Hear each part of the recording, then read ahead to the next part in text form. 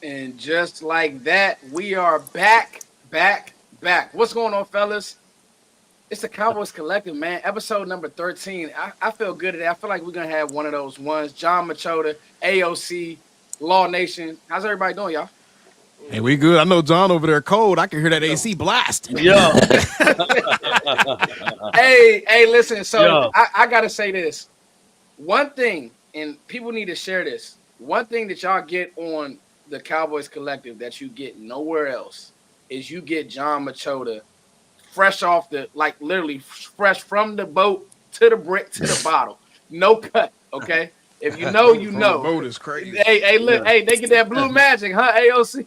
they get blue. Yeah. So anyway, we're going to let John Machota, what are you hearing at the Combine? John Machota is live at the NFL Combine. That's been dominating headlines. We're getting a bunch of news about the draft, about free agency, rumors.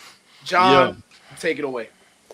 I was hoping that when we did this show, I was going to come to you guys and say something along the lines of, oh, no, they're going to be spending more. They're going to be making some moves that you guys aren't expecting, and this is going to be exciting times. But don't do this. I'm not getting that sense out here right now. I'm getting the sense out here that it's going to be better than last offseason, but not like it was, not like an Eagles offseason. You know what I'm saying? We'll take it. Put a pin in that. Put a pin in that, John. Put a pin in that. Put a pin in that. Take it. Put a pin in that. So that's my biggest thing, because that's the thing I wanted to know when I came out here is like, how is this thing going to compare to previous off seasons? Like, are they really seeing what the Eagles did and trying to be a lot better than that or on that level? And I think it's going to be more like previous off seasons. Now, the last one obviously was the outlier. That was as low as the little amount of moves that we've ever seen them really make.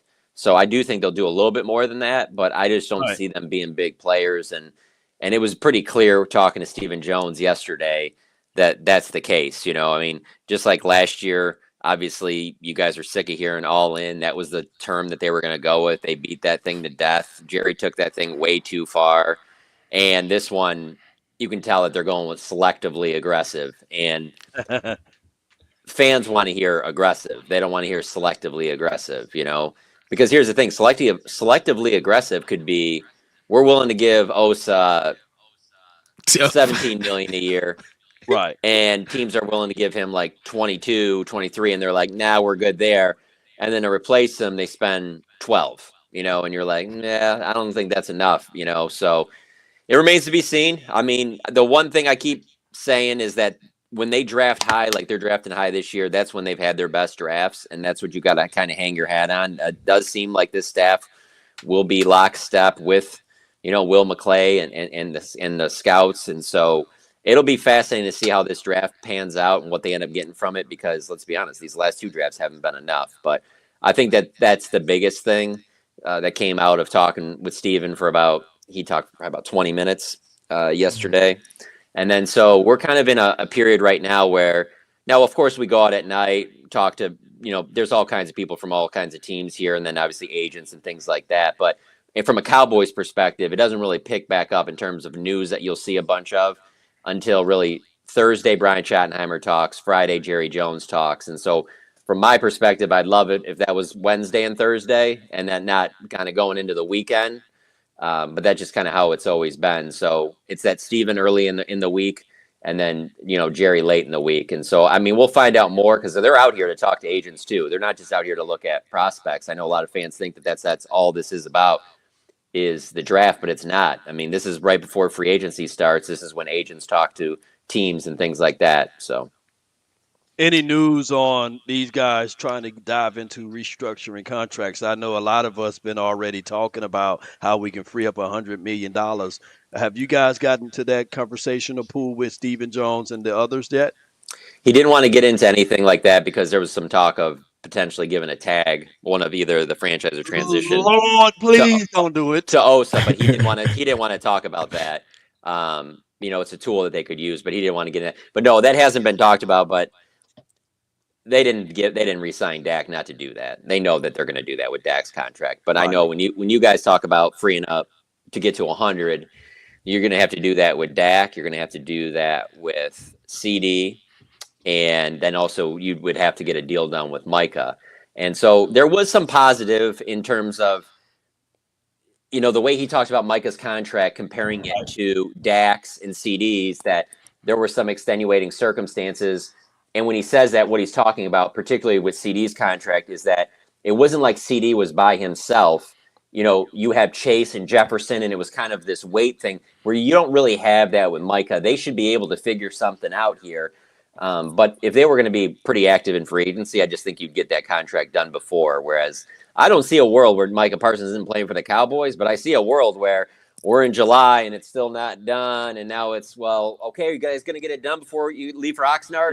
Yeah. And fans are sick of that. I don't think the players love that. It's I want to get into that conversation too. You want to keep moving on, you want it to be better than it was in the past. And John, it's such a hard thing to do. Hold on. Mannequin challenge. Hold on. We giving them this great content. John dropping these gems. Hold on. Mannequin challenge. Y'all better drop these likes on this dang on stream now, y'all. Y'all tripping. Hold on. Drop these likes. We gotta get more people up in here. Get these likes up, man. The ratio messed up.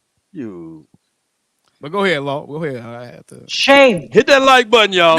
Shame. Come on with it. Shame. But I was going to ask you is that selectively speaking, the Cowboys can either choose with CeeDee Lamb contract or Dak Prescott, which you said that they already had these things in order. But by Michael Parsons saying that he's willing to get paid less, and I know his agent is pulling his hair out, but when you look at it, you either got the Josh Allen contract, I don't know if you're familiar with him, that's down there in Jacksonville on the low end of what a linebacker get paid, or you have the heights of Bosa contract. So is it going to be somewhere in between, or is he willing to get paid what Josh Allen got last season or the season before last? Yeah, no chance of that. His contract will be a $35 to $40 million contract. Yeah, no, he isn't getting under that. There's no way his agent would allow him to do that. And let's be honest, like the Cowboys haven't shown him enough in their past to prove to him, like, there's no guarantee that even if let's say he took 30, he's like, I'm going to give you guys a $5 to $10 million discount. There's no guarantee that the Cowboys would go and spend that $5 and $10 million, So it's like his agent's not going to sit there and be like, no, they said they were really serious about this. That doesn't mean anything. Like, it's ink to paper, and so because of that, that's why I don't see him taking any of those discounts. And I think it sounds good for him to say that, but that's also why you have an agent so that you don't have to represent yourself, so that you can say that publicly. The fans will love you, but then your agent gets in there and is like, no, we're not doing that. You guys know how good this guy is. You guys know how your defense has been flipped ever since my guy ended up in your building, and he's going to get paid like the top defensive player in the game, if not one of. And so I don't see any way that he would get under 35. That would surprise me. I would be stunned. That would be, if he gets under 35, the fans should be extremely, extremely thankful. But I just don't see that happening. Yeah, that Josh Allen did have 17 sacks that season. You know, he's very productive as an outside linebacker. But as far as Parsons, man, what he's doing is pretty much a hybrid. So it's kind of hard to place him. Do you place him with defensive end money, or do you place him with linebackers money? But I get what you're saying with the 30 to 35 or 34 to 40, right? To 40, yeah. Yeah, dang. John, I've always thought he was getting 40. I always thought it was going to be 60 for Dak, 35 CD, 40 for Micah, just because as long as he kept progressing and playing at the level that he was, just because that's where they line up. And I don't have a problem with paying those guys that. It's how do you fill in the gaps around them? Because this isn't the NBA. You're not going to put together, Bosch, Wade, and LeBron and be like, that's fine. We'll find like Battier and Jason Williams, some other guys. We'll get Udonis Haslem. We'll put the NFL, man. You need so many good players that's the thing. Like, you can pay those guys, but you got to find ways to get other valuable pieces around them. And that's obviously the tough part that they're at right now. Yeah. AOC, by the way, I'm just hogging the mic over here, but I got Luka scoring 40 tonight. Oops. Don't start that. That's gonna be a fun game to watch. Yeah, go ahead. AOC, I got a question for John being out there, but AOC, you got anything? I just want to know, okay, free agency, we already know they can't be big spenders, especially since Steven kind of gave us a big tip that people aren't talking about enough, because I kept seeing this guy's name be up for restructures and talking about maybe cutting him, getting rid of him, replacing him. The offensive line kind of musical chairs. Terrence Steele is going to be here, y'all. Terrence Steele is going to be the right tackle here. Okay, right. That's pretty much been confirmed at this point by Steve. I think that was probably the most solid piece of information that we got as far as Cowboys concerned, roster-wise, out of Steven talking the other day, was Terrence Steele is going to be on this roster. Cooper Beebe and Brock Hoffman are serious options to remain on the inside of that line. That lets me know that drafting an offensive lineman is not going to be priority high. You know what I'm saying? And trades is going to be where they're really going to have to be open for business, because this is now the second or third time we've heard Stephen Jones bring up the possibility of making a trade to improve this roster. And the last time we seen them make any type of reasonable move, it was from getting a Brandon Cooks here or some of those nominal trades. I think a Jonathan Allen being floated out there. Dan Quinn owe us a solid, bro. Dan Quinn owe us a solid, man. And I don't think that Dan Quinn's relationship with the Joneses is deteriorated. I think his problem was more so with kind of the structure and the leadership deal as far as him and Mike McCarthy and kind of coexisting there. So I'm hoping that maybe we can see another interdivision trade. People are going to be like, oh, Washington's not going to do that. They just traded with the Eagles. They gave him Jahan Dotson. They did the draft pick trades and everything else. The interdivision trades between the NFC East happens all the time. Well, especially, and it has with the Cowboys too. I mean, they traded with, I'm pretty sure it was Washington to get up and get DeMarcus Lawrence. It was either Washington or Philadelphia. They've traded in the draft multiple times. I mean, they traded with Philadelphia to move back a couple spots, and Philadelphia got Devontae Smith, and then the Cowboys got Micah Parsons. So no, it's not out of the question. So, but I'd have to ask you, this attack is where are you going to go on the whole? What are you going to give up? We'll say you're going to give him $15 million for the year. He's a 5th round pick type of guy. At that age, I'm in on that. I'm in on that too. At that age, he's a 5th round pick. I love the draft. Yeah, I think that's consistent with the value that you will see for those type of deals that have been made. He's going on 31. He's coming off of an injury season. He tore a pec last season. He was still one of the most productive linemen, even though when he was playing, and he will feel a need for the Cowboys. He's not a scheme fit for Washington. So he's going to have to be moved, and they're not going to be able to command premium value for him because of all those circumstances, right? So that looks like the type of deal the Cowboys would make, and when he gets off of that deal in a year, his deal's going to be done. He's not going to command more than about 12 or 13 million at max. 12 or 13 million a season. Do you play Russian roulette and wait for him to get cut, or? Oh, absolutely not. Nah, because you know what? I like what AOC saying. So let's turn this to the draft part of things, John. I'll give up that fifth for him versus drafting another D tackle high or thinking that a D tackle can turn over now. This team can be good sooner than later. People need to understand that part. I was listening to a good pod on Yahoo Sports, and it's like, listen, I know you came on, Johnny. You said the Cowboys will do more, but not as much as the Eagles. I'm fine. Like, hey, man, because this team, I don't think with the healthy Dak Prescott and a solid philosophy change, run game change, like, I'm okay with this roster if that's going to be the case. I think what AOC said about the Terrence Steele deal, I love that because we're getting clues now about, okay, what was the real issue last year? I've defended Mike McCarthy. It sounded like Mike McCarthy and his staff and the way they were coaching these guys and what they were asking his team to do was the issue, the philosophy. John, whether it was the walk-off or did you get a chance to hear Pete Carroll when he spoke on Schottenheimer, was that coach's speak or was that real for you? Nah, I think it's kind of coach's speak, to be honest with you. Those coaches, like, you're just you see the video, but to be at those things, you got like 30, 40 reporters around you. I'll just give you a good comp to this. So PR staffs want guys to go out to the microphone. They want the backdrop. They want these guys standing. They want because you're going to be, just as a human being, you're less likely to say something wild in that environment. For most players, obviously, hey, Micah will be fine and say whatever he wants wherever. But when you're just sitting at your locker and you're more relaxed, that's when you usually will get a guy that will give it like a really good soundbite because he's relaxed in his element, stuff like that. So those interviews like that, you very rarely get something that makes you turn your head because these guys have been so prepped. There's been so much downtime between the end of the season and when this actually happens, and they're being prepped by their PR staffs on how to answer certain questions. And the thing is whether you go to like Dan Campbell, who had a bunch of his assistants leave, or some of these other guys like Pete Carroll and that, when they talk about their coaches that have left and gone over, nobody ever says, yeah, well, it was time to move on. Like, we just didn't get along or something like that. Because we would all jump all over that. Like, we knew there was something wrong there. They never say anything negative no matter what. So I can't imagine Pete Carroll in any world getting this Raiders job right away and then saying something about like, yeah, I thought that was a risky move. I thought Jerry should have hired me. He would never say that, even if he feels that. I guess the only reason why I said that because it looked like he said it sounded like he said that Jerry asked him about it. Yeah. And he wanted to make sure that he was like, no, he's ready. He's been ready. He's the guy for the job. Yeah. No, and I don't doubt that he did that. I could see that being the case, but I just don't see any head coach that has had a guy on their staff that's been an assistant for as long as Brian Schottenheimer has not say, yeah, he's ready for this. He deserves a shot. I mean, they're going to say that.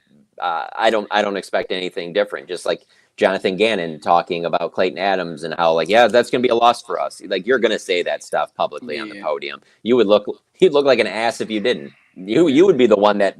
It wouldn't be about that assistant coach if somebody took over. It would be on you. People would look at you like, why would you do that? That's water under a bridge. Even if you guys didn't like each other, why would you? It doesn't make any sense. And the other part of that, too, is as we see with this staff, where a lot of them don't have connections to Brian Schottenheimer before this staff, why would you burn any bridges? These staffs change so much. There's so many. You don't even know how one of these guys could end up being on your staff, or you need a quarterback coach. And you don't want to put out any of that negativity like that to where all of a sudden now there's guys like, yeah, we're good. We don't really want to be on that guy's staff. He'll throw us under the bus and things like that, Right. So that's the only reason why I think it probably was a lot of coach speak. It's set up to be coach speak. Yeah. No, great stuff, John. Was there anything else pressing that you got? Man, you just said something right before that had me. I can't remember what did you say right before that? You were talking about something about with the roster, and I can't remember what it was, and I wanted to jump in on that. No, it was about me and AOC. We've been fighting for Steven about doing a little bit more versus. I know what it was. Closer than farther. Right. That's what it was. I know what it was. It was the Terrence Steele thing you guys were talking about. So there's a part of me that thinks Brian Schottenheimer's been around the team for several years now. Yes. Where he can look at the offensive line and go, yeah, we could use some upgrades there, but not as much as we need to do upgrades here. Number 2 wide receiver, running back. We'll get to that. We'll get to that. But you give me these, like let's say we're not going to get the number 1 offensive line, but let's say you draft high and you get a top 10. He could easily look at it as be like, yeah, but we don't have any weapons to do anything with that top 10 offensive line. So we'll get to that. Like, would I like a guy better than this guy that we have right now? Yes. And we'll eventually get there. But right now we need weapons. I don't have enough weapons on this offense that I'm going to be calling. And so that's why I'm very intrigued to see the way this draft goes. I'm intrigued on the Osa contract because if the Cowboys are willing to go 20 plus, that tells me that they don't think Osa's played to where they think he can go. If they think he's maxed out and we've seen what Osa can be, that's where you stay at your number and you're like, we're not going any higher than this. But if they get in like let's say they restructured that contract, make enough room, they're like, we're going to give Osa 20 some million. I think that speaks loud and clear that they think there's a lot better ball to be played going forward, maybe with a different DC, etc. Let's stay on the contract talk for a second, because the Osa contract being the priority right now, when Micah has laid out all the breadcrumbs that he's willing to play ball with the Joneses and get this thing done, he's put in place a priority to get it done. At that point, you have to look at it, and if there's any consternation as far as getting that deal done, it's coming from on behalf of the Cowboys. My question would be, what would those concerns be? What would be those reasons for pause be that would make them not want to get this contract done quicker, when we know for a fact Micah's ready to play ball? He's ready to do, according to him, he's ready to do what needs to be done to get this contract done. I think that's interesting that we need to dive into a little bit. I mean, for me, before John goes, I think for me, AOC, you've done a good job covering it. I think they want to make sure that Micah is locked all the way in. I do think that where there's, and maybe John will jump through the alley-oop and Foots came and LeBron. I love it. Well, that's exactly where I was going with that, bro. Well, yeah, because I think, and John, you jump in. You're in the building, but Paul, shut your ass up. Talk about Brian yelling. Now I'm yelling. Shut your ass up. I'll tell you this, man. I don't think Micah is. We love Micah Parsons, but I do think that what he pulled last year, where he didn't come to. This is the one. I don't care about the podcast. When he didn't come to OTAs, I didn't like that, because you can't create what you're trying to create. That's for Mike McCarthy. Like, let's just say this year Micah has a deal with name the team, name the publication. He's like, nah, I'm not coming to OTAs this year. Right. If we about to give you this money, your ass is coming to OTAs, bro. Like, we need you to be locked. Excuse my language, but we need you. We paying you, bro. We need you locked in.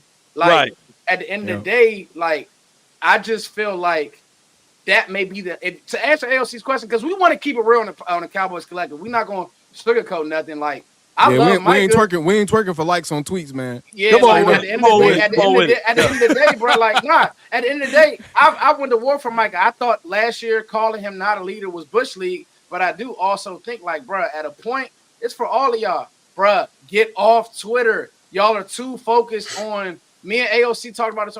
All of them. It's not just him. All of y'all are too focused. We talked about it last week, John. They're too focused on what we think.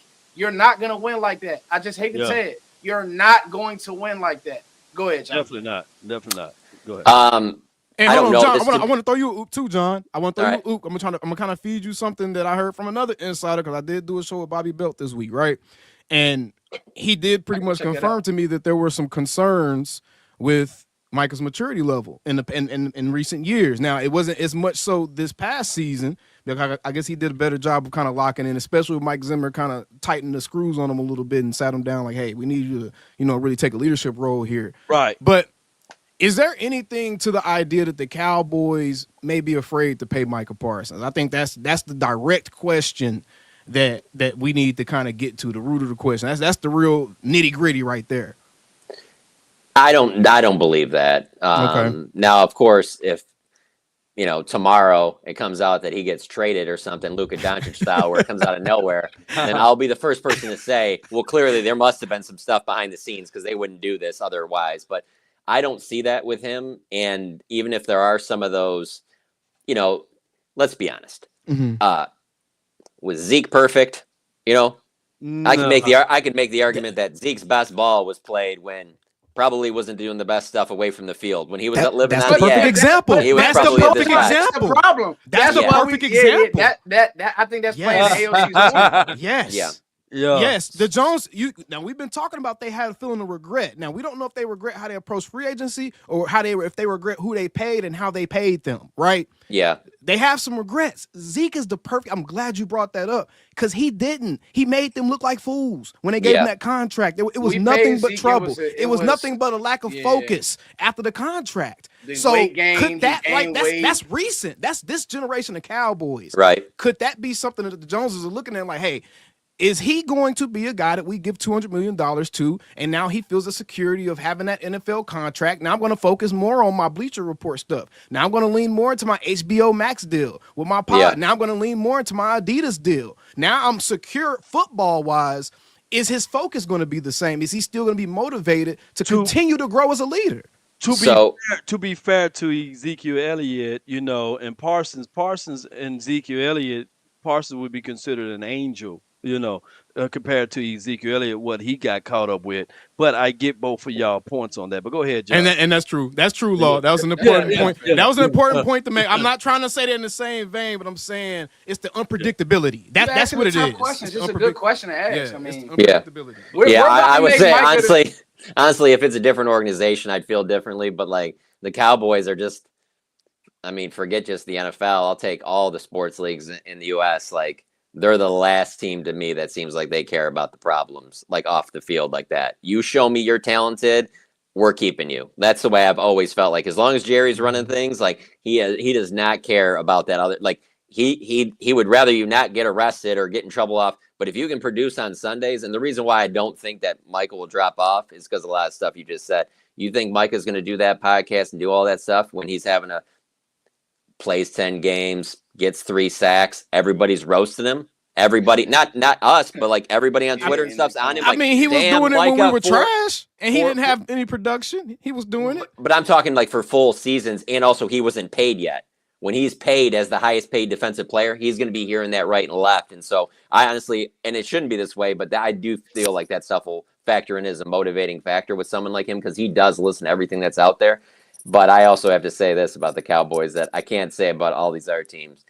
The reason why some of these can drag out is because of the Jerry, the businessman. And I'm not saying this is happening here. I'm just throwing out a scenario that if this is happening, it would not surprise me. Businessmen do always believe, not always, but most believe that whoever talks first loses the negotiation. And he could be waiting. They could be waiting. And it wouldn't surprise me if that's always been the thing where they want the agent to come to them first. Right. We'll get it rolling. You got to come to us first. We're not going to go to you because then it looks like, oh, we're desperate. We got to get this deal done so we can start making moves. Michael handled that. Michael said, "I'll take less, y'all. Give me the contract now." And if you're the Cowboys, and you hear that, why wouldn't you say, "All right, come here, take less. Let's go." We're not. Our phone's not ringing. You said you're going to take less. Let's go. Come talk to us. I think that the pressure sweated them out last season. Parsons last year at the Super Bowl, he was talking about the fact that he will be the new leader, right? Yeah. And by him holding out the OTAs, and everybody was saying like that's not what leaders do, right? I think that if the Cowboys, the big three last season, if they would have stood their ground, all 3 of these contracts would have been able to be solidified. If Dak Prescott, CeeDee Lamb, and Parsons held out last year, we wouldn't even be having this conversation. I think the Cowboys would have caved. They would have. They'll cave on this too. And if I'm Micah's agent, Dave Mulligetta, I'm sitting there going, you think with a new coaching staff, they're going to roll into Oxnard and be like, we're fine. Let Micah. No, they're going to want their guys out there with their new coaching staff. Hey, we got to get what's our defense without Micah Parsons? Yeah. Jerry wants this Brian Schottenheimer thing to work because he's been doubted by so many people. He is not going to want to go to training camp with key pieces missing. This isn't a veteran coach like Mike McCarthy where it's like, no, he'll know, and he's got this veteran. This is a new, young coaching staff. It's not in their best interest not to have Micah at the first day of training camp. And so they might sweat it out throughout mini camp and OTAs and that stuff, take it into June. And maybe even the first week of training camp. But I don't see how you get out to Oxnard for at least 3 or 4 weeks without Micah Parsons out there. So if he's, again, if you're Micah's agent, you know that in the back of your head too. You're like, they're not going to really drag this out. And my guy's going to be pissed at me But you know what? He's not going to be pissed at me that day he signs the contract, and I got him to be the highest paid defensive player. And he's on the field. He's got his jersey on. He's back with his teammates. Everybody's always happy. I'm telling you, Zeke was pissed at Jerry at all that like Zeke who stuff and all. As soon as he signs the contract, they got T-shirts up. They're hugging. Everything's great. And honestly,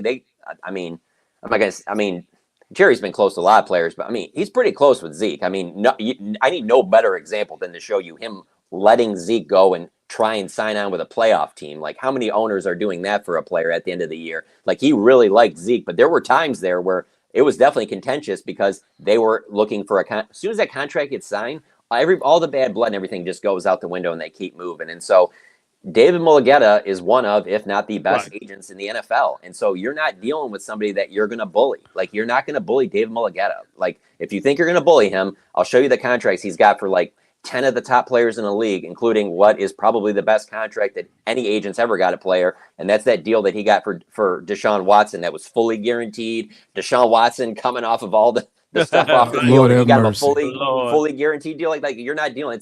And that's the thing. Like, it's the same deal with Dak. Like with Todd France, I mean, to me, I don't want to leave anybody out, but I mean, Dave Mulugheta and Todd France to me are the two, best player agents that are out there. They're not going to be taking deals, man. Okay. Yeah. That's fair. We need to hold Micah accountable then. No, screw that. It ain't no. Oh, that's fair. Well, okay. No. Hold him accountable. If he gonna come out and run his mouth and say that and tease us with a good time and it doesn't happen, then we need to make sure that that's acknowledged. No, I'm going to be the heel on this show. I've decided I'm going to be the heel. I'm okay being the villain. I don't think you'll be alone. I don't think you'll be alone if that happens. AOC, you won't be alone. There's going to be a lot of Cowboys fans that are pissed about because it's not like he just kind of worded it, kind of slipped it into the back end of a quote. He's doubled down on it. He's said, let's get clarity. Yeah. What is AOC holding Mike accountable? Because I hear some tones in AOC. Break it down. I'm holding him accountable to the crap he says. That's what I'm holding him accountable to. If something come out of his mouth, it better walk like it talk. That's all I'm saying, bro. And if it don't walk like it's talk, then I'm gonna address it straight up, bro. I ain't got time for this, bro. I don't have time for this. Hold on. AOC, hold on. All right, we good. So you want? We ain't good. Micah said he will take less money, and that's what you're taking on. No, it needs to happen. Don't just say something out here so people can be out here and be like, "Oh, you're so great," and then you sign a $40 million per year contract. Hell no, bro. You can't get.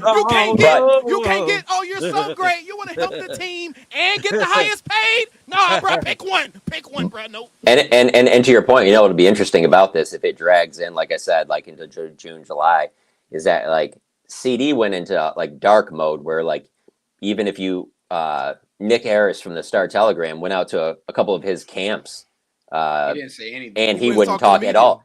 I don't think Micah can help himself. He's gonna be talking 100%. And that honestly might get the ball rolling where they're like, all right, well then someone has to come forth and say something. Or Jerry could sit back and be like, this motherfucker won't quit talking, man. We ain't giving him nothing. We ain't giving him nothing. Yeah, I will say this. AOC. I can see a lot of people in the organization potentially saying that to Jerry. That talking stuff, Jerry does not care about that at all. He loves it. Shit, what happened to T.O.? What happened to Dez? What happened to some of these other dudes who used to run their mouth out here? Hey, man. Whoa. Let's back this up. Dez? Yeah, Dez got injured. If Micah keeps playing like he's playing, they wouldn't care. And if Dez kept playing like Dez used to play, he could have ran his mouth all he wanted. When the play I don't know if that would have flew with that. They will move on from all of us. Whoever they love, whatever. When the play stops being on the elite level, bye to everybody. Nobody. Micah, you better stay at 15 sacks per year. That's what John Machota just said then. But if you ball on Sundays with Jerry, you can say and do whatever you want, and he's got your back. You can be there forever. I love what one of the chatters said. Dre Maddock, he put Mike Parsons. I loved it. That's his new name. Hey, that's fire. Mike Parsons. Parsons. Hey, Dre Maddock, man. I'm gonna get a T-shirt. Y'all know. I was about to say. Y'all know they gonna clip. Y'all know they gonna clip this up. It's gonna be all over the net. Mike Parsons is fire. Mike Parsons is definitely dope. Yeah. I think to put a bow on it, we all appreciate Micah. It's just when you say things like, if you say you're gonna take less money, there's a faction of fans who are gonna say, bro, what happened? We trying to make the team better. What? So, and now this is what I wanted to, because AOC, you actually did a good piece of content on it. I'm just being, real quick. I just don't know of a time that a player is taking less with David Mulligata. I'm with you. Well, he shouldn't have opened his damn mouth. He knew his agent was. This is going to be fascinating. I don't see him doing this. I'm going to hold him accountable, So you think, so AOC, what you're saying is after he tweeted that, his agent said, bruh, you know this is not going to happen, right? Come on, bruh. Probably. Come on, man. Hey, I'm going to hold him accountable because nobody else will. And I don't usually pocket watch players. I do not. I don't make it my business. I don't think that's any of the fans' business. But if you're going to come out and do something that you know will make people put you on top of that mountain and be like, oh, praise the Micah. Then you better stick to what you just said, fool. That's all I got to say, bro. Let me add one more thing then to that. Let's not act like we're not dealing with an organization that might slip it out there what they have offered him if they need to use some leverage. You know they'll do that. And they should. If they offer him 38 and he says no, they will get that out there that hey, we offered 38 over 4, whatever, blah, blah, blah. And he said he would take less. Like, that will get out. Trust me, if that gets no stock. What Brian Schottenheimer say, John? Accountability. Accountability, bro. Everybody across the board. They will leak those numbers for sure. 100%. All right. 270 people in the chat, y'all. Thank you so much. Like, share, subscribe. Let's get the likes up. John, you had one. I'm telling y'all on with the GOAT, man. He got the clip of selective aggressiveness. Of course, Shefty picked it up. ESPN picked it up. They need to write my man John Machota a check. Stop playing with John. No, it's good. We're good. Write him a check. No, we're not good, John. We're not good. We going to Scissors on your watch. No. I'm your agent. I'm foot smelling getter.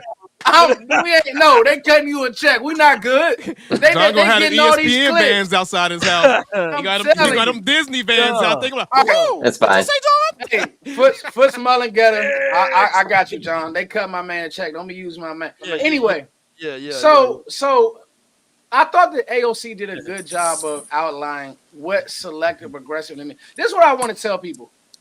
Bro, it's February. Like, people are so antsy and fans are, where it's just like they want to sign Myles Garrett tomorrow, and I get it.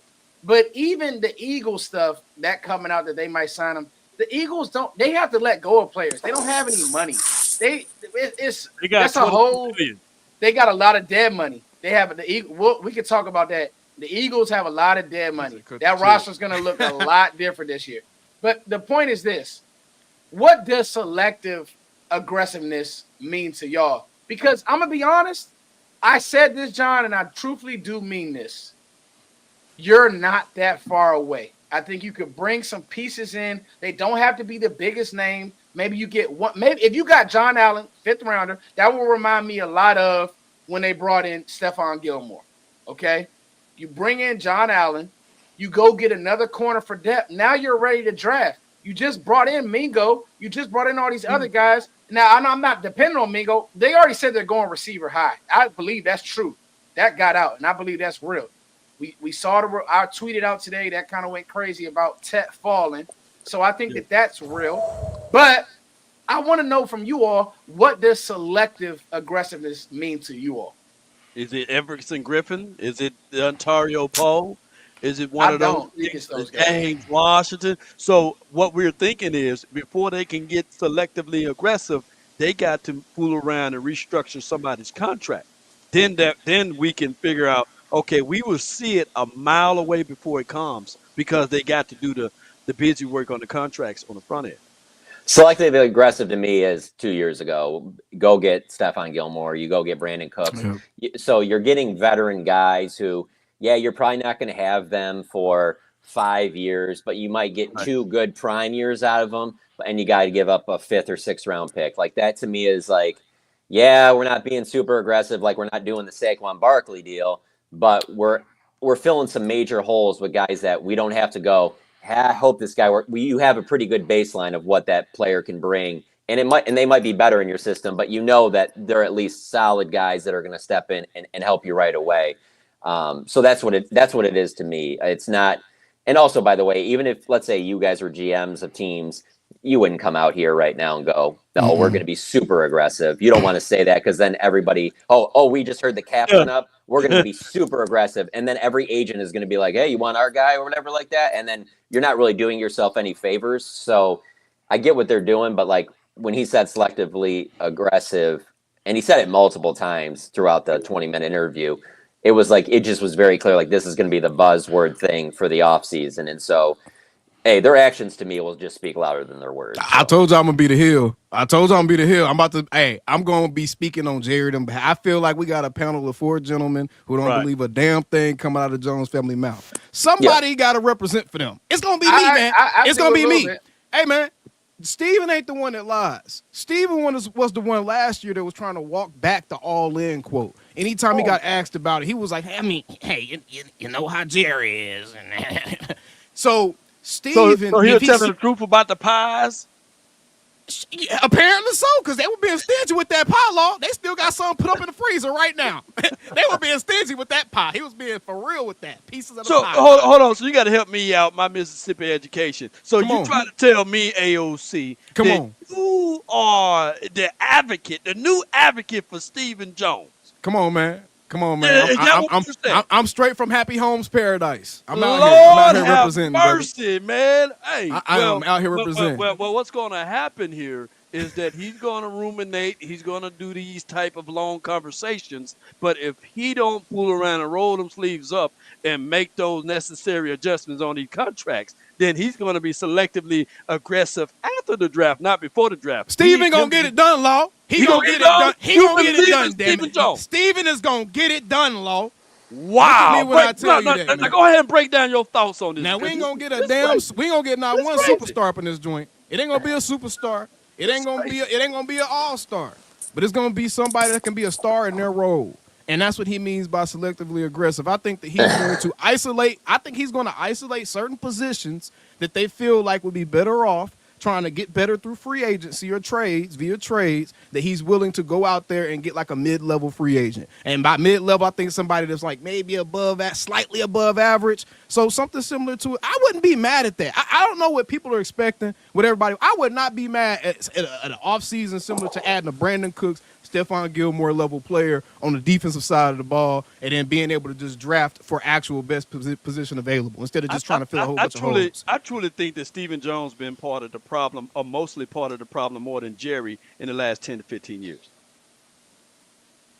I don't know, man. I just think overall their plan's been flawed. I think it's hard to isolate it, bro. I mean, unless you're in the office with them and you really know who's making the decision on different things, it's really hard to isolate it. We got a super chat from Josh Blaze.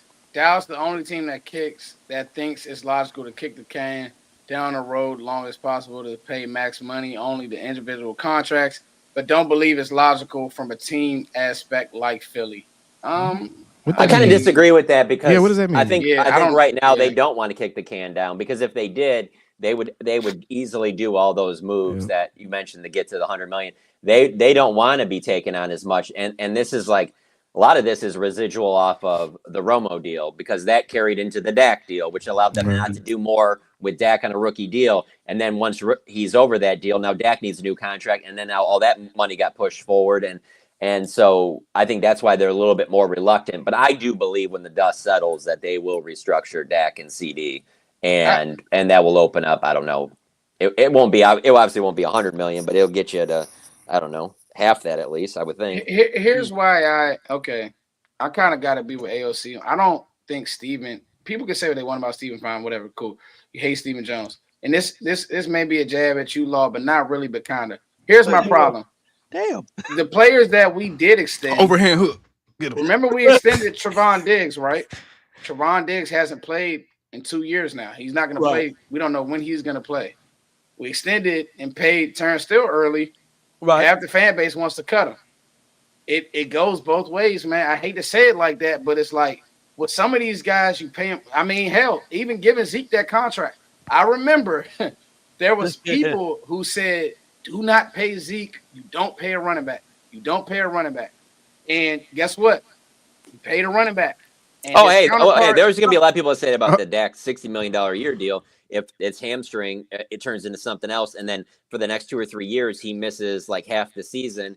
there's going to be people that say that about that contract too, even though a lot of teams would have done the exact same thing the Cowboys did, where they're like, we have to pay our quarterback. That's why I didn't bring Dak up, You're John. right. And you're right. Yeah. But Fletch the King, here's the thing, though. It was Stephen Jones that said that it was Ezekiel Elliott that was the straw that stirred the drink. So it was Stephen Jones. He was, though. Yeah. Wasn't Zeke?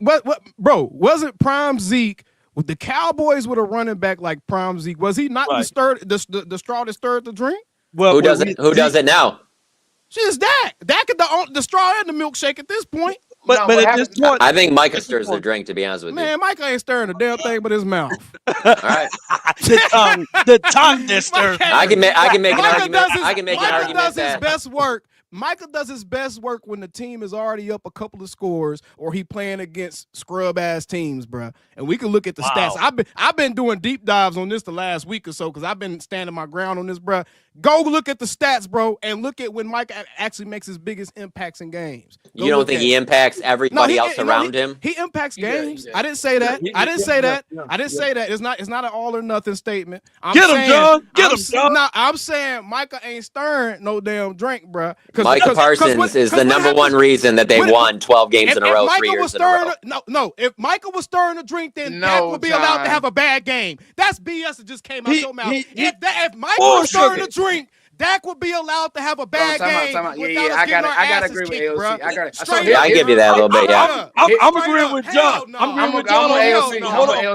Hold on. Well, let's everybody go. Go, Law. Well, in 2021 we played against the Chargers, or was it 2021 or 2022? I quite vividly remember it was 2021 that it was the guy Parsons that forced those turnovers on the young guy. You know, what's his name?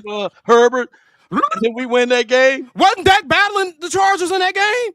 Yeah, but wasn't Dak balling? Name a game where Dak didn't have to be. Name a game where Dak didn't have to be Pro Bowl or All Pro to win that game, and the defense carried them. You could probably name about 2 or 3 of them games, bro. The whole time that dude been here, he ain't stirring no damn drink, bro. He's chocolate syrup. He makes the drink better. He makes the drink better. Go ahead, Foots. This is great. I'm glad this is going to carry us the next 15 minutes for sure. This is where I'm with AOC here. It's when Zeke was here, he was such a – you guys got to go look at his game logs. You could give Zeke the ball 25 times a game, and the dude would not. Damn, I chased John off. The dude, let me. He in that hotel Wi-Fi. Yeah, the dude would not, absolutely positively not wear down, right? Right. He wouldn't wear down. I think for me, right, the issue with not having a running back is that what AOC said. We've asked Dak to be perfect, and if he's not, he's going to get the blame because he's the quarterback when he shouldn't. Right. Green Bay game, the defense was awful. You could put that on Micah, you could put that on Dan Quinn, but we can't say Micah could take over a game, and he was getting reached. He did his best, but he didn't do like none of them, bro. They couldn't stop the run. They couldn't rush the passer. That game, we got 40 put on our man, head, I need John taking this medicine, man. I need John taking this medicine. You done ran good company on, bro. No. But equally, I call him Micah Prescott because we know that with Micah Prescott, man, because in order for him to get off, we need someone else to stand tall too, you know. And it's just been him. There's no interior threat. There's no Mozzie getting upfield. There's no, even to a point that Osa disappeared in a few games down the stretch too. So there's no one else that can win their one-on-ones, who can beat double teams or what have you. But it's all Parsons or bust. Trayvon Diggs stood tall, but he got hit with injuries. So I just look at it like this. The same thing, the same reservation that we have with Dak Prescott without run game is the same reservation that we have with Micah Parsons without interior threat, far as somebody that can gobble up 2 double man pressures. You know, that's all I'm saying. That's all I'm saying. Man, hey man, go back and watch the film. I can't wait for us. I can't wait for us to actually go and watch this film, bro. Who else on defense, show? I can't, bruh. So, okay, Bland to is the go one. to your point. To go to your point, my boy G in the chat said Dak got empty calorie stats during the Packers. I would rather have empty calorie stats. I would rather get full off of ho-hos and ding-dongs than not get a damn calorie in my body at all. Micah don't get calories at all most of the time in the playoffs. So we got to stop that one. Let's go through these super chats, though, man. Let's go through these super chats. I got y'all, man. Damn, my boy John really got knocked out. This is really good convo, guys. Yeah. It's great back and forth. What did they do with that hometown discount D-Law gave him? Exactly. I don't know. So what point are you trying to make? Never gave them a hometown discount. And matter of fact, D-Law kind of almost fleeced them. To your point of Stephen Jones, I was going to bring this up with David Cantor. He's one hell of a guy that know how to shake down the Joneses too, because they franchise tagged D-Law twice, and then they went on ahead and gave him a mega contract. Right. Remember, right before they did give him that money. Right before, like D-Law got paid 3 times before Dak, But here's the other thing: when they said to Stephen Jones, he said Stephen Jones wanted to veto the contract, right? That's kudos, that's a credit to you. But David Cantor and D-Law says, put your daddy on the phone. And the deal was done just like that. Y'all remember that? I honestly didn't know that, but I'm not surprised. I mean, that's to Clint's point. I mean, the AOC's point is just like, I just feel like, there goes John. I just feel like, Yeah, man, they gonna think I chased that man off up in. Damn, John. Hey, man, you was about to have them thinking I chased you off up in this mug, John. Yeah, okay, look behind me. Uh-oh.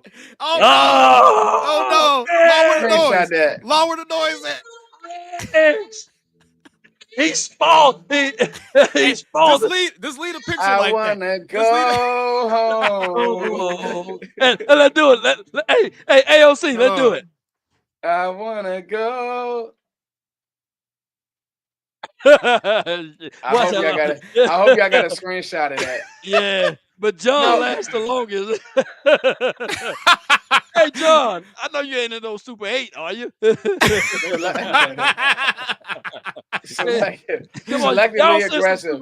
In. Selectively aggressive. We will sign our guys and may or may not get active in free agent. Brandy, and thank you for watching, Brandy. I do have a feeling that Dallas is going to do more. Clint, AOC said something that really stuck with me. Bruh, Steven didn't trust Mike McCarthy. And, bro, it was, to me, when he said, you going to coach this team up, And I think it was one of the things like last year, like, no, bruh, we went with because we don't know, we can say what we want, right? But who really started the draft, develop, play? Who did he get that from? He got that from Ron Wolf, his guys in Green Bay. That's what they do in Green Bay. He brought that mentality to the Cowboys. What did the Cowboys? They echoed it. They echoed that Packers way. That's what the Packers do. That's what they wanted to do. Go ahead. You're right, Foot. You damn boy, you're right. Because of the fact that it was Stephen Jones that said he really wanted Dan Quinn. Yeah. And you're right. Ooh, you hit a nugget, bro, because he said that he really wanted Dan Quinn, but Dan Quinn fooled around. Remember, Atlanta Falcons picking him up for that one more year, and then they ended up firing him mid-season. But he really wanted Dan Quinn over Mike McCarthy, but Mike McCarthy was available. I think we're getting the clues. Yeah. We're getting the clues. Well, like, think about it. He instantly said. Welcome back, John. Hey, did you guys get that F-bomb in there? No. Yes. You're like nervous about that. All right. No. Let me just jump in real quick because I don't know what you guys said about the Mike thing. Let me be clear. I'm not saying that he's the only reason. Like, you need other people, but I'm saying that adding him to that defense and him being such a focal point, that's what changed everything. Like, I know Dan Quinn gets a lot of praise for it and all that, but I'm saying that he was the biggest difference for the reason why that they were able to win 12 games 3 years in a row, because that defense was not good enough. Now, but to your point, AOC, I completely agree with you on the when have they given Dak a defense to, let's be honest, do what Jalen Hurts did in the Super Bowl. I always say, I was just telling somebody the other day at lunch, I said that there was nothing when I watched that Super Bowl that made me think of a time when the Cowboys defense has ever played like that against a quality opponent. Like it's been against bad opponents, but never against a quality opponent where it's like, Dak, go ahead, throw a couple picks, we got you. Like that's never happened. So I'm not saying that. Like no, and if Dak is on that Philly team, I think he can have just as much success. But I'm just saying that for them to win those 3 years, the 12 wins, I just don't see it happening without Micah Parsons because of not only his own production, but what he brought for the rest of the defense.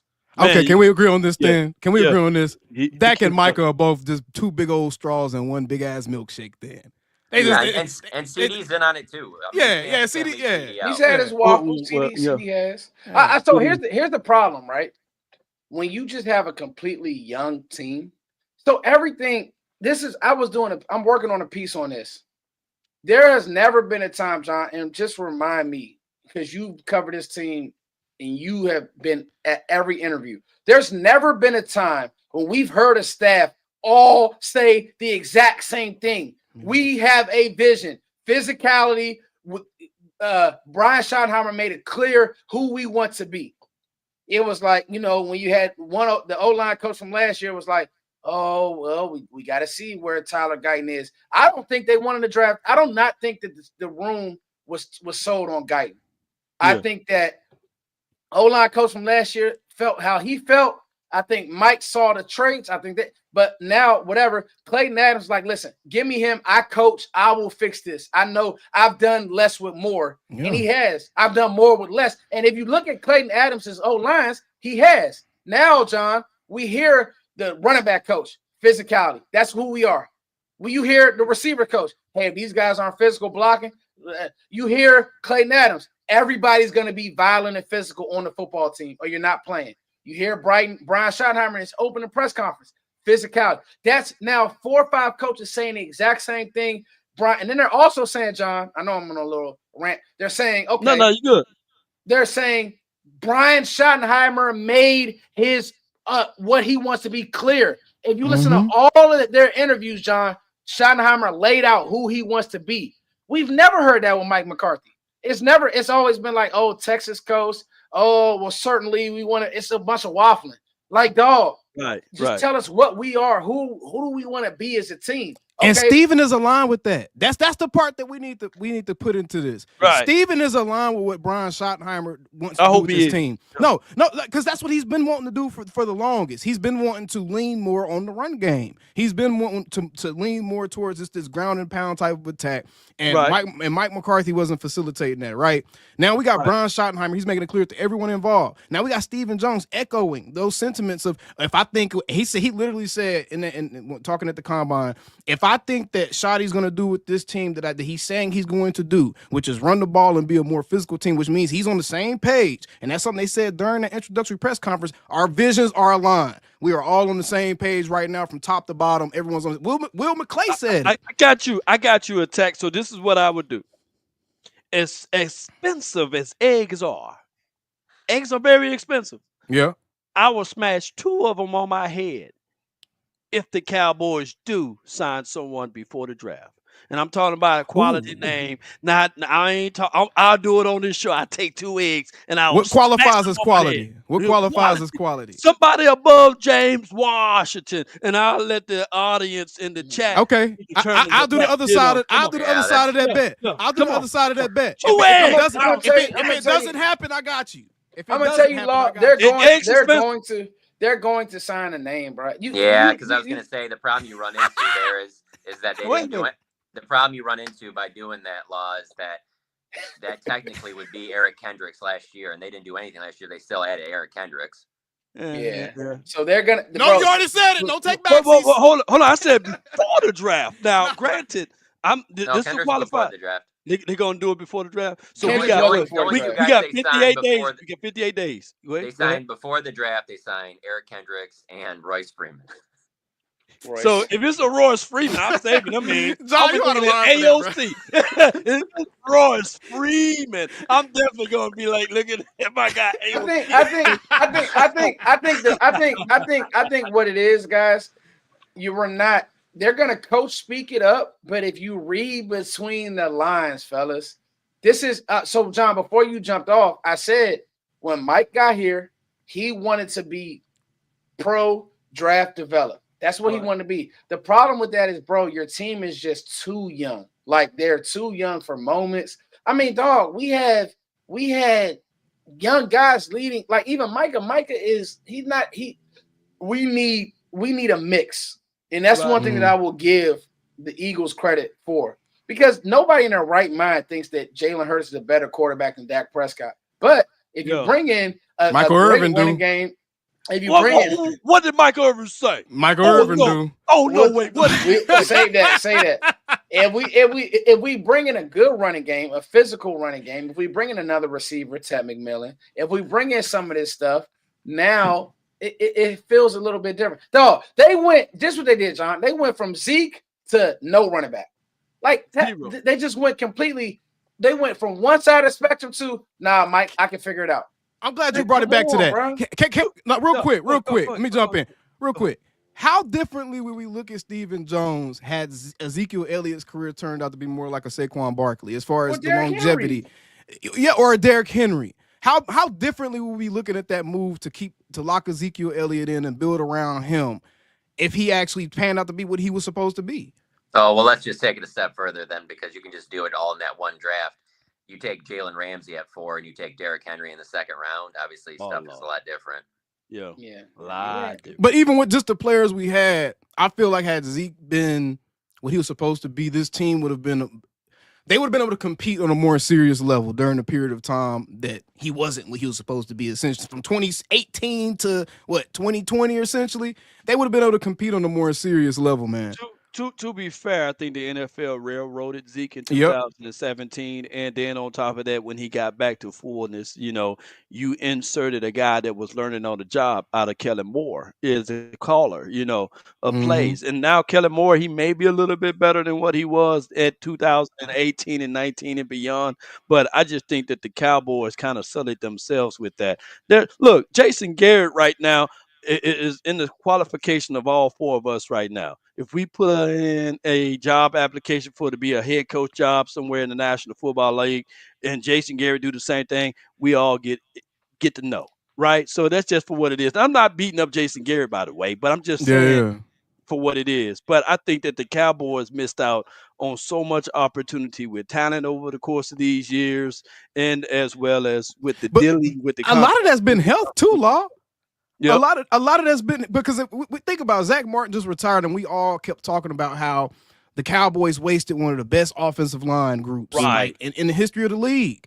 They assembled that group, and how often did that group play together? All 5, bro. It's 7 holding pennant. That's crazy. Like think about that. Like the Cowboys went out. They had one of the best running backs of his generation. They had one of the best offensive line assembled of their generation. But guys just couldn't stay healthy because it's like how. So I gotta sit back and I'm like, okay, we get mad about what the Cowboys do, but on a serious note, how differently are we looking at everything?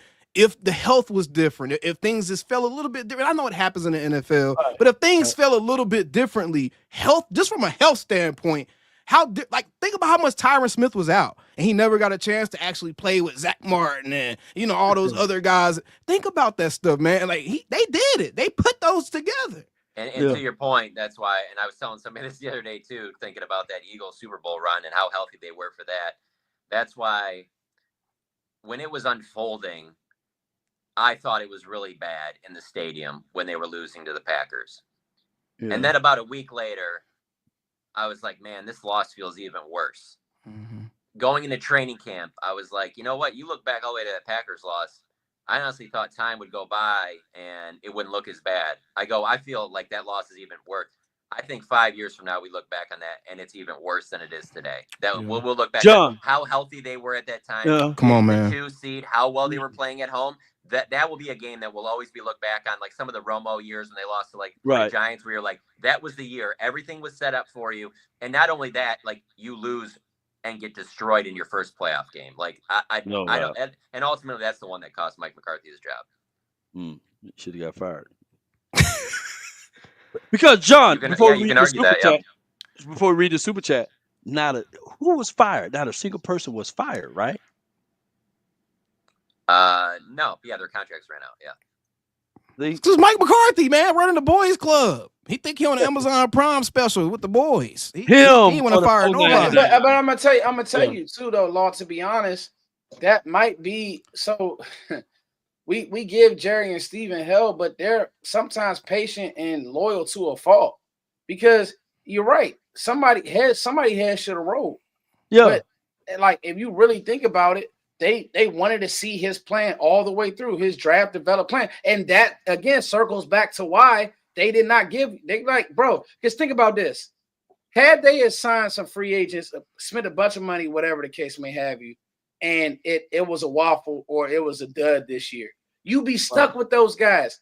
There are a lot of free agents that don't hit. Just being honest, like that Eagles, I want to see this Eagles team, and I know people will say, well, they won the Super Bowl. That's fine. Yeah. I want to see when they get major injuries, because we had major injuries this year. It's not an excuse. People say Steven makes you. No, it's not.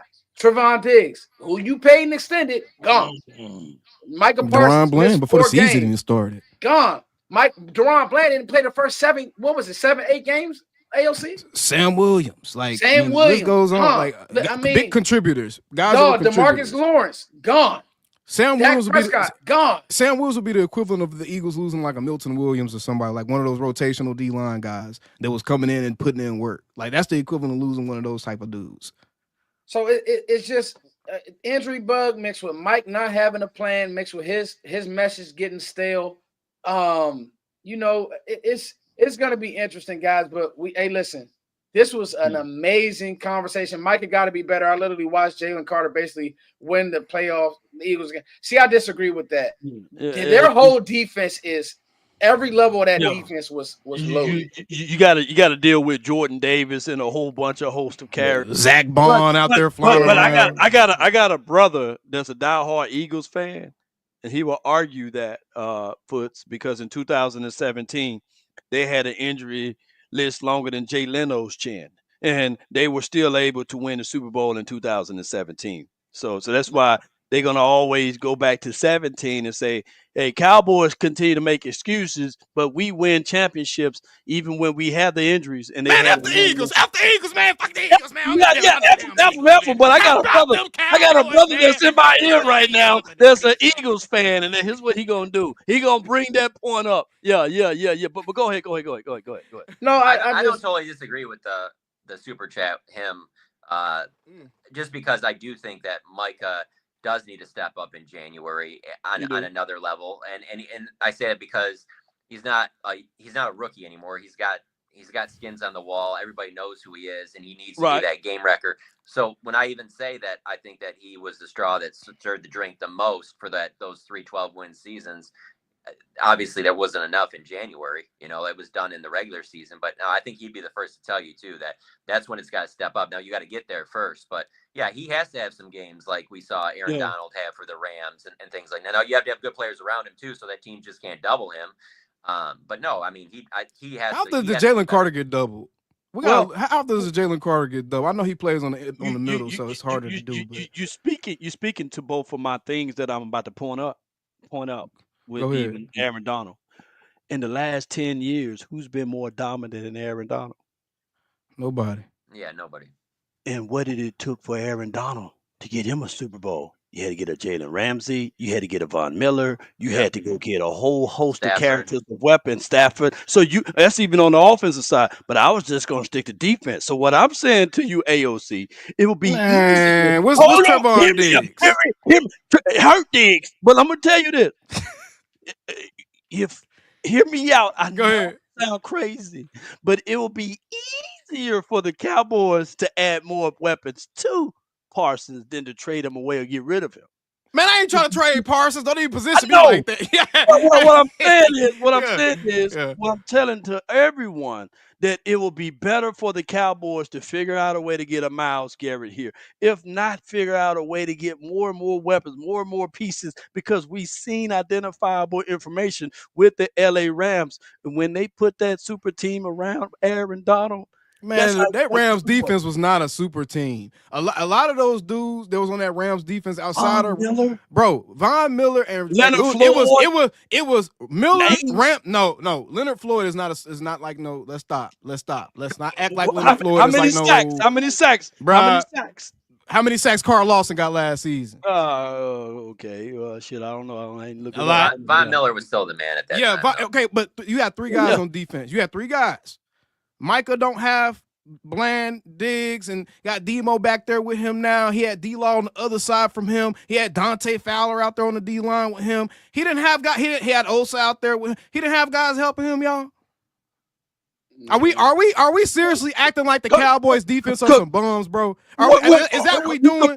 Are you comparing one of the best nickel corners? Are you comparing one of the Rams? Is J.U. not one of the best? Did? Are you comparing them what the Rams did, bro? Let's look roster for roster with the Rams next time we do Oh this. man, they blow us out the water. No, I'm talking about defense, and we look at the actual players, bro. You'd be surprised they didn't have that many names on that Rams defense. It was like 2 or 3 guys that was really the names, and everyone else was stars in their roles.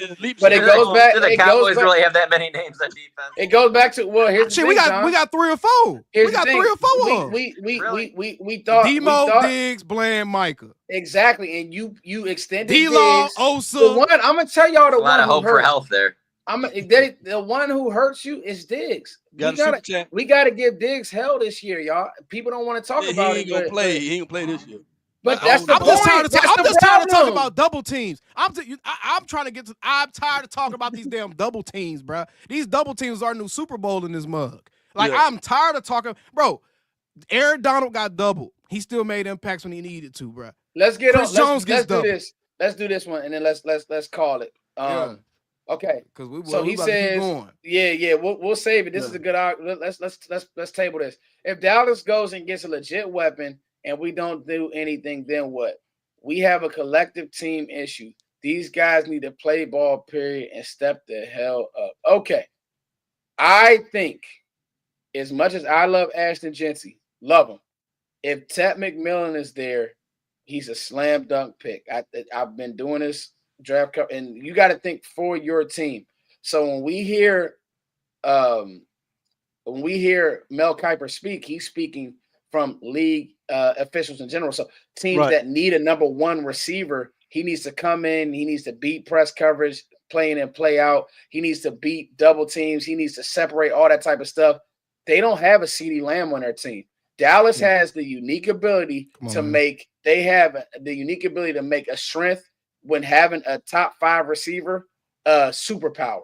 We're bringing in Ted McMillan because now you can't. This will open up the run game, so you can't double team CeeDee. You can't roll coverage to CeeDee because Ted McMillan. People aren't talking about how Ted wins, and I'll just give you guys my scouting report. But may I interject before you get that scouting report? Is Mr. Wright talking about in free agency, or is he talking about the draft? Because the draft is still a crap shot. But I'll be honest with you, bro. Legit weapon would be in the draft. I mean, Law, because to be honest, this free agency class weapon wise, who are the weapons? Nick Chubb, Chris Godwin. If you look, there really aren't guys free agent wise that you're going to bring in and that are going to change your life. That's why it would have to be the trade route. Yeah. It would have to be the trade or free agency. Or draft. And drafting, there are players in this draft that will help your team day one weaponry wise, right? If they're used correctly. Ted McMillan, Ashton Genty, Matthew Golden, I believe, not the way Ted will win because you got to think Ted already has an NFL body. So people they're looking at a guy and they're going to say, oh, he's going to run a 4.5. He doesn't separate. I don't care. He's 6'5". If you can't get him the ball, he wins in a way where body positioning. You don't ask LeBron to be the best dribbler. You ask LeBron to go get rebounds, dunk on people. That's what you ask him to do. In this offense, he will win on end breakers consistently because he's playing against a number 2 corner. Let's talk about the Commanders. They don't have a number 1 corner. Let's talk about the Giants. They don't have a number 1 corner. I like Philly's corners. I don't think that they were attacked enough. We saw Jonathan Mingo run past Quinyon Mitchell, so they're not that great. It's you have to attack. I love the hate. So at the end of the day, you bring in a Ted McMillan with the speed you already have in a Turpin, with the playmaking ability that you already have in CeeDee. Now you can stick CD in the slot all game and let him run in breakers and do what he does because Tech can consistently win on the outside. So he's one weapon that can help you right now. He's better than all the free agent receivers that are out. Chris Godwin coming off that injury, he's better than him. If you can give me another receiver that's better. But here's why I don't put too much stock in the draft situation, because that is intangible. That is I get what you're saying, because that is all subjective thoughts when you're talking about a rookie coming in and being able to flip the franchise over, right? That's all I'm saying. Yeah, but I get it. I like that, but I still have to see it in order to here's my line of thinking, right? Right. I hear you, Law, but think about it. Zeke came in and really did flip the franchise. I know bro, Zeke year 1, 1,300 yards. Right. Crazy work. Like if CD didn't have Michael Gallup and Amari Cooper on his team, CD probably would have had 1,200 yards as a rookie. He had 900. It's been done, and you have the quarterback in Dak Prescott. If nothing else, Dak with a big body, we're fine. I mean, look what he did with somebody like Bryce Butler. We're fine. Ted is way better than Bryce Butler. So at the end of the day, I believe that weaponry, you need to get your weapons in the draft. You need to fix your defense in free agency. Skill positions are the easiest position to come in and make an immediate impact. I think skill positions, especially in current day NFL, where it's a much more spread out game, it's easier for those guys to come in as rookies and make an impact versus someone in the trenches, or a guy that's playing like a low priority position. Guys that are going to be in positions, they're going to have high volume activity, like corners, receivers, running backs. Those guys, they have the most capability of making that immediate impact. So I think regardless of if it's a rookie or a vet, if they're put in position where they have to make plays, it's either sink or swim regardless. My only concern on the running back, if Genty's there, passing on him, is you don't get Genty then. And then the next two backs go late first or early in the second, right before Dallas picks. Then we hear we just didn't really like those guys at 2. So you're not getting that guy in the second. And then he gets to the third. They didn't fit. And where did I come up with this? Because I've heard it for the last 2 years draft. This isn't nothing new that they need a running back. So I'm just putting that out there to brace you for this possibility. So real talk. Right. And you know what, John? I have thought about, you are absolutely right. And I'm not of the, that's where I think Dallas would legit have to go receiver, running back. Like that's why I said, that's why I said, Law, I'm okay with, even if you want to get, I was looking at some of the free agent offensive linemen. If you want to do that, but I'm with AOC. We're not drafting a lineman. This is not the draft to draft a lineman. That's out. Offensive lineman, done. And I think Clayton Adams and Steven are telling us, like, bro, we are fine with this line. We're going to coach this line up. Then when you talk about defensive tackle, I'm out on defensive tackle too, Law, because these guys aren't transcendent players. Even Mason Graham has been falling out of top 10s, and now you're starting to see his name floated around. The one really is edge, but I think about it, I'm like, listen, you have Sam Williams shelved. Right. You have D-Law that you could probably get back on the cheap, Law. Yeah. If you go out and just attack, I'm with AOC. Go get Jonathan Allen. I'm good. Right. Because now your defense at least feels different in the middle of that defense, John. Now, if you wanted to go, I like this pairing: receiver, running back, linebacker, or receiver, running back, D tackle.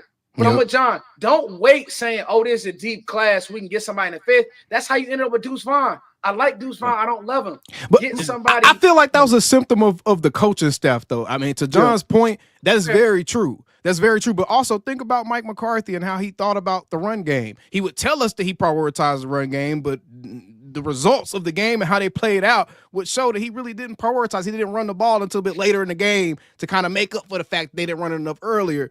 The draft was kind of handled the same way, where there's that sense of uncertainty of, where do we get this guy? How much are we prioritizing drafting a running back? We don't really like running backs that much. Let's push it off a little bit. I think you got Brian Schottenheimer and this coaching staff. They're like, nah, we love running backs. Go get us a damn running back. I think that's going to be the difference. And just to read that super chat, he says, I would consider Tyler Warren at our spot. We need another franchise tag tight end, Witten to support Dak.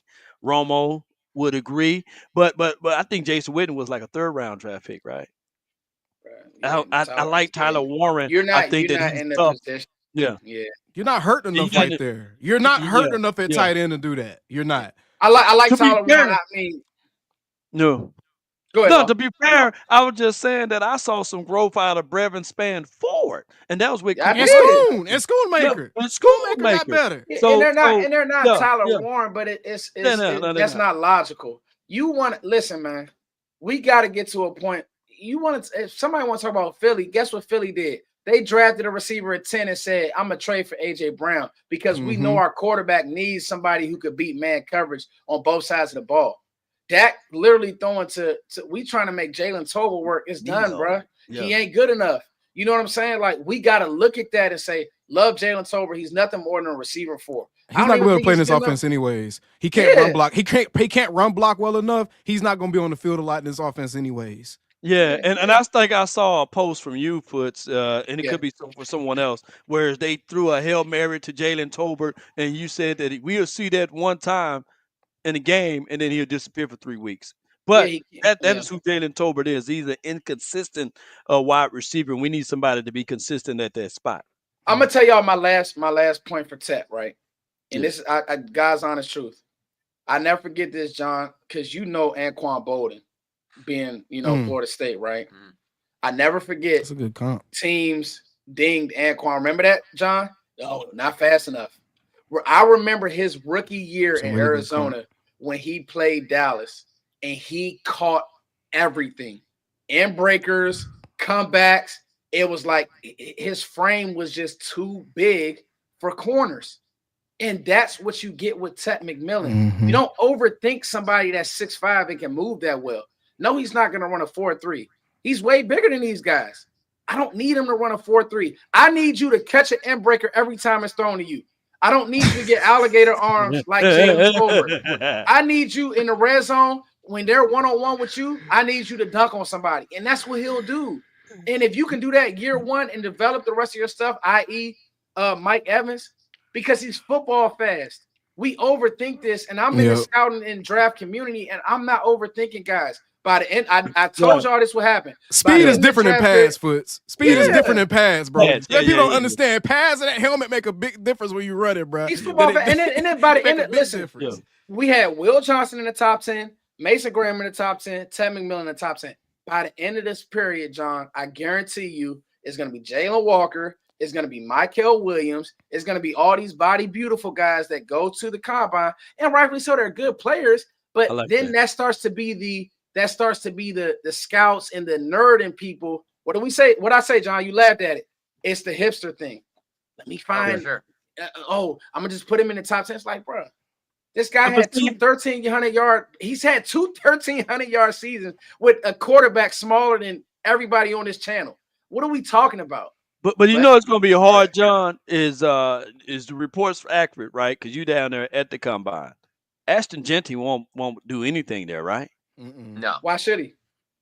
Zeke did it.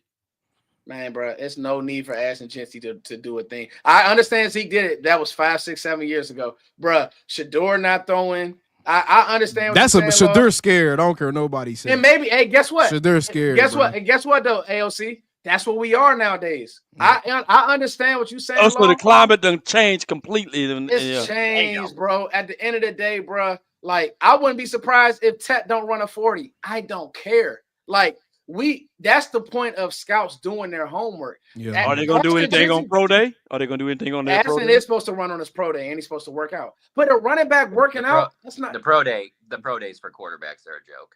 That doesn't even matter. Facts. Go throw in your backyard. I mean, Johnny Manziel killed it in his pro day. I mean, those pro days are set up with all your coaches, receivers to run everything that is your strength and your building, doing everything like that. That's not the same thing as the NFL. You can make anybody look good in a pro day. I don't really care about that stuff. Yeah, 100%.